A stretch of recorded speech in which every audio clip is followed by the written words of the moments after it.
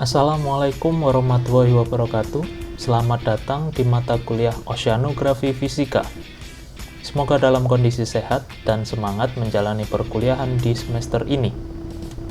Sebelum menyaksikan materi dalam video ini, silakan lakukan presensi di SIAM masing-masing sesuai dengan jam perkuliahan mata kuliah ini.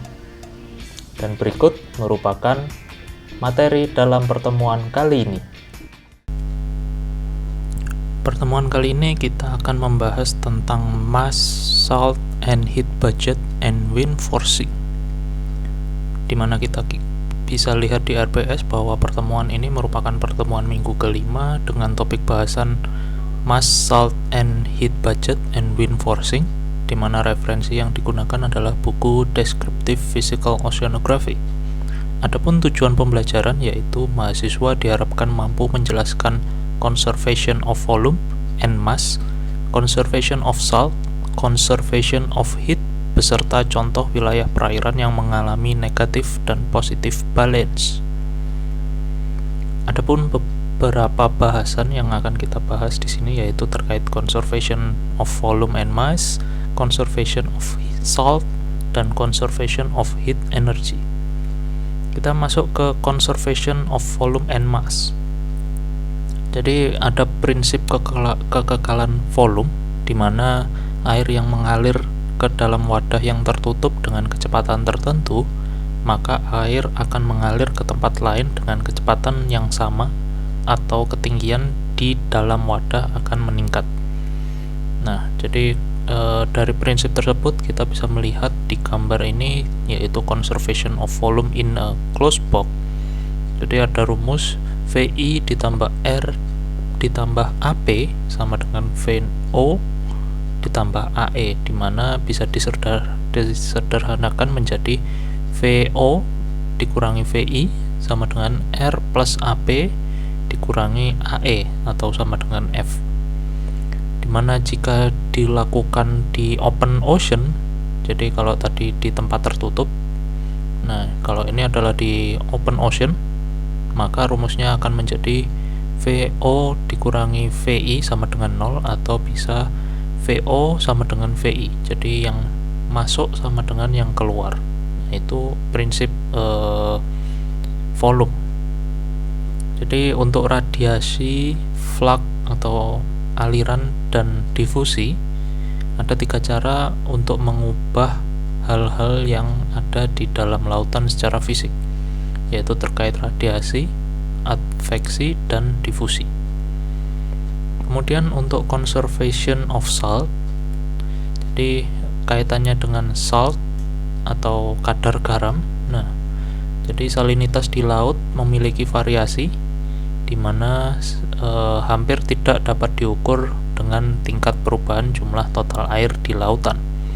Salinitas dapat dipengaruhi oleh curah hujan, penguapan air sungai atau masukan dari sungai, serta angin. Di mana ada beberapa poin di sana, yaitu konservasi garam atau pengangkutan garam dapat dinyatakan dalam persamaan VI dikali PI dikali SI sama dengan VO dikali PO kali SO. Dan apabila besar nilai salinitasnya sama, maka persamaannya menjadi VI dikali SI sama dengan VO kali SO. Dengan adanya hubungan Knudsen, yaitu VI sama dengan F kali SO per SI min SO, dan VO sama dengan F kali SI per SI min SO. Sebaliknya, jika kita hanya mengetahui transport volumenya dan salinitas, maka dapat menggunakan persamaan F sama dengan VI dikali SI per SO min 1, atau F sama dengan VO kali 1 min SO per SI. Nah, jadi itu conservation of salt. Kemudian untuk yang conservation heat energy atau heat budget, jadi jika kita translate ke bahasa Indonesia, heat budget itu adalah anggaran panas. Nah, tapi sebenarnya apa sih anggaran panas itu atau heat budget? Jadi dalam arti lain adalah keseimbangan panas yang masuk dan keluar di bumi. Jadi perkiraan energi panas yang diserap oleh bumi sebesar 47%, sedangkan energi panas yang dipantulkan kembali sebesar 53%. Jadi dari sini kita bisa melihat bahwa yang diserap oleh bumi itu lebih sedikit atau lebih kecil daripada yang dipantulkan.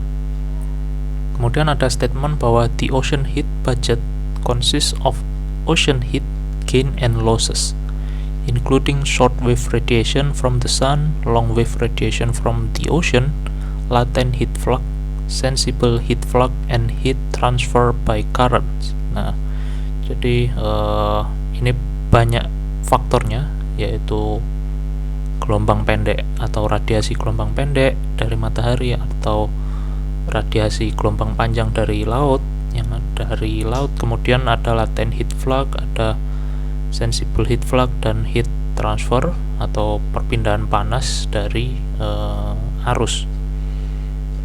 Nah, kemudian variasi dari spasial dan temporal lautan merupakan indikasi adanya perpindahan panas oleh arus, absorpsi dari energi matahari, kerugian dari penguapan. Model matematis dari panas badan air adalah, jadi ada rumus Qt sama dengan Qs ditambah Qb ditambah Qh ditambah Qe ditambah Qv, di mana Qr is the total rate of gain or loss of heat of the body of water. Nah, jadi di mana ada deskripsinya di sana, Qs itu apa, kemudian Qb itu apa. Kalau Qs itu short wave radiation, Qb itu adalah back radiation, Qh adalah sensible of heat flux, Qe adalah latent heat flux, dan Qv adalah advective term. Nah, jadi Qt atau totalnya di sana adalah atau yang di sini ada sedikit typo, jadi bukan Qr, jadi Qt. Nah, jadi totalnya yang ditambah ataupun yang kurang. Kemudian kita bahas satu persatu, yaitu terkait short wave radiation. Jadi sebagian besar energi bumi didapatkan dari matahari, namun karena adanya absorpsi dan penghamburan di atmosfer dan pantulannya, maka hanya sekitar kurang lebih atau sama dengan 50% radiasi yang sampai ke permukaan bumi. Radiasi gelombang pendek dapat diketahui dengan dua metode, yaitu menggunakan rumus in situ observation dan rangkaian observasi dari satelit. Radiasi gelombang pendek tidak diserap lapisan permukaan laut, tetapi di kedalaman 1-100 meter tergantung pada angin dan besarnya flux. Kemudian penyerapan akan berkurang secara eksponensial seiring bertambahnya kedalaman. Nah, jadi radiasi gelombang pendek itu tidak diserap oleh lapisan permukaan laut. Kemudian untuk long wave radiation atau radiasi gelombang panjang adalah jumlah energi yang hilang atau diperoleh laut sebagai long wave radiation.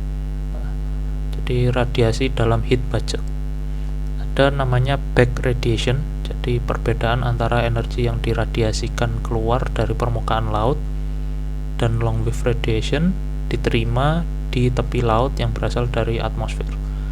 Jadi ini asalnya dari laut. Long wave radiation bergantung pada suhu permukaan laut. Air hampir tidak tembus cahaya dikarenakan long wave radiation masuk ke atmosfer lalu diserap oleh lapisan di atas, berbeda dengan short wave radiation yang dapat menembus jauh lebih dalam. Jadi itu tadi, short wave radiation bisa sampai 100 meter kurang lebih. Nah, dan kalau long wave itu hanya di permukaannya saja.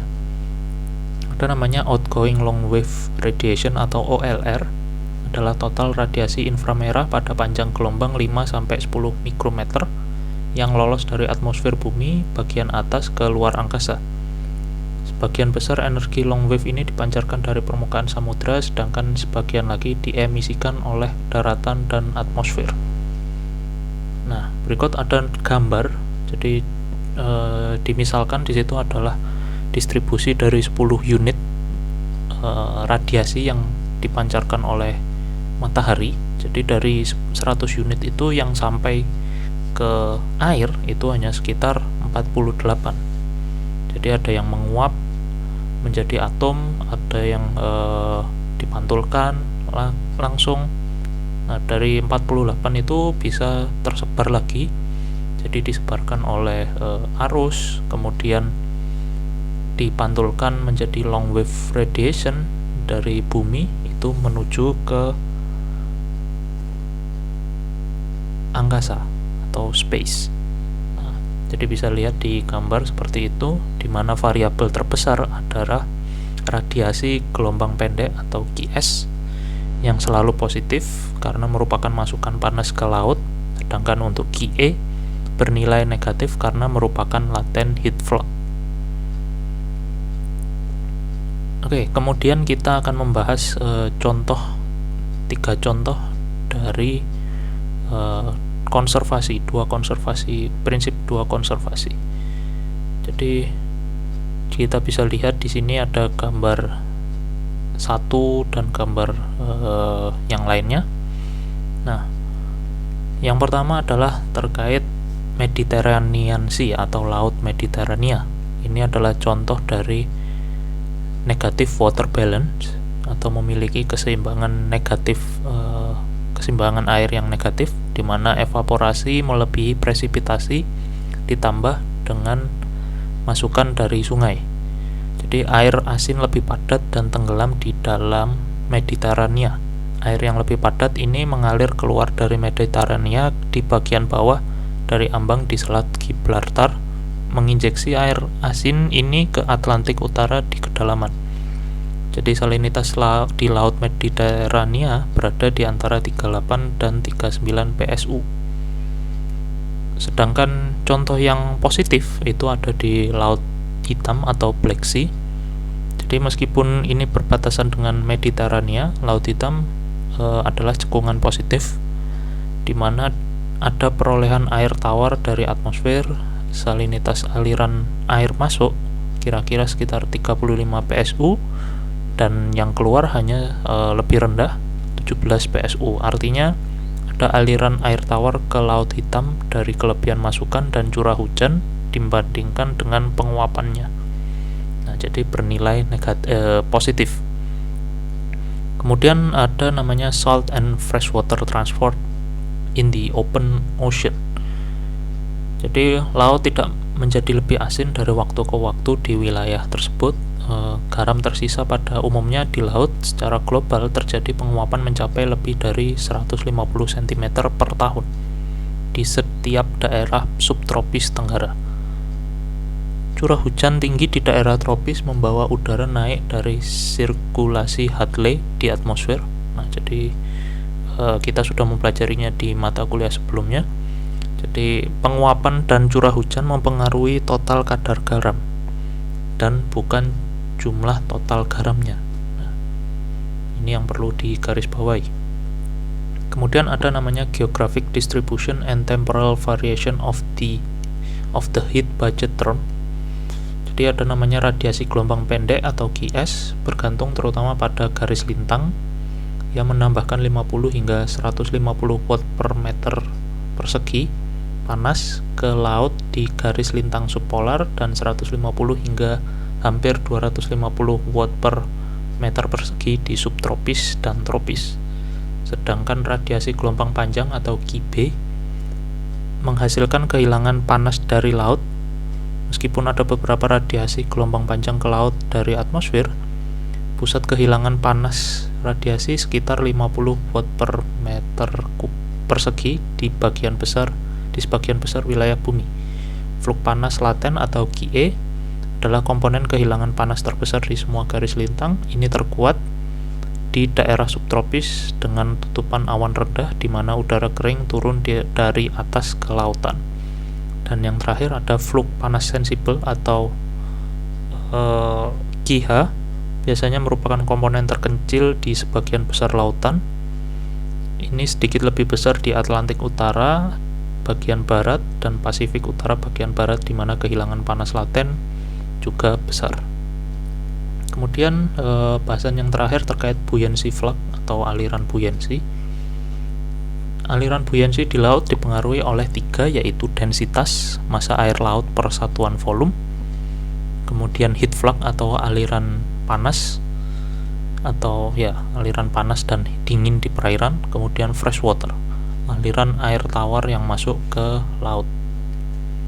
Hubungan densitas dengan buoyancy, jadi apabila densitas rendah maka buoyancy-nya positif, berada di permukaan atau di surface, dan apabila densitas tinggi maka buoyancy-nya negatif atau bisa mengakibatkan tenggelam di sana.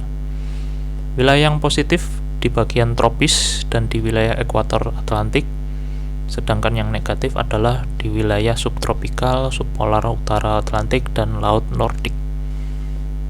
Dan itu, terima kasih. Begitulah materi dalam pertemuan kali ini. Jika masih ada yang dibingungkan atau ingin ditanyakan, silahkan tuliskan komentar di bawah video ini. Terima kasih. Wassalamualaikum warahmatullahi wabarakatuh.